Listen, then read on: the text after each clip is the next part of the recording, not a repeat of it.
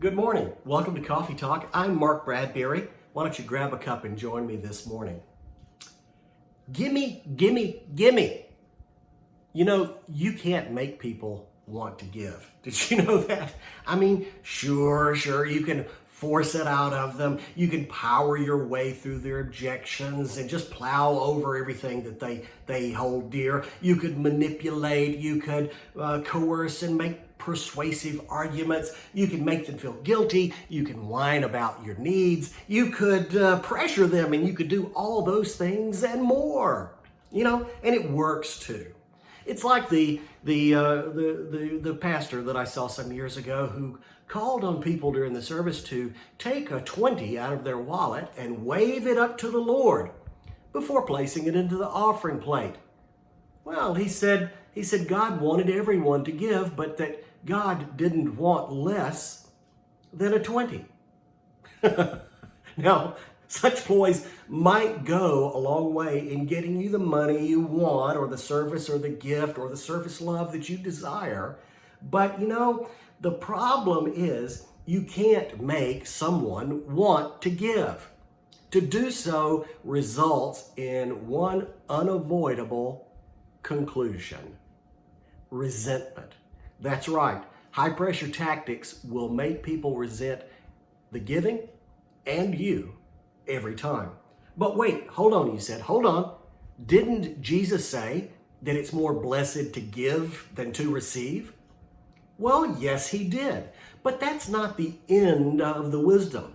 There is a context to giving. There's a context to service. God loves a cheerful giver. There are boundaries in love. Now, many people serve and give out of unhealthy motives.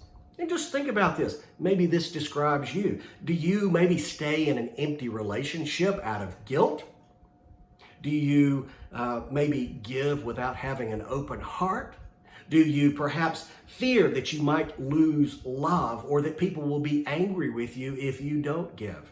Or what about, do you feel like you're forced into giving or serving by the choices of others? Well, maybe you sometimes serve or love to avoid having to deal with your own issues, hiding away. Maybe you're one of those people who gives to get. The problem is that if people serve out of these kind of motivations, it's ultimately doomed to failure. It can't be sustained. A heart of fear is not a positive motivation. You can't sustain it. It might work, but serving out of fear or compulsion eventually leads to the result we already said: resentment. And that's not a good basis for giving. It's not a good basis for a relationship with your spouse, for a relationship with a partner, a friend, an acquaintance, a coworker. Manipulation gets you nowhere. Frankly, it's not a good basis for any act of giving.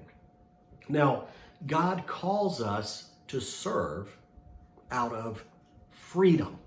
That's right, freedom. And this principle applies to more than just contributing a little bit of your time for a middle school band practice, or helping to set up for a party, or spending some time with a friend on a task you really don't enjoy, or donating for a good cause.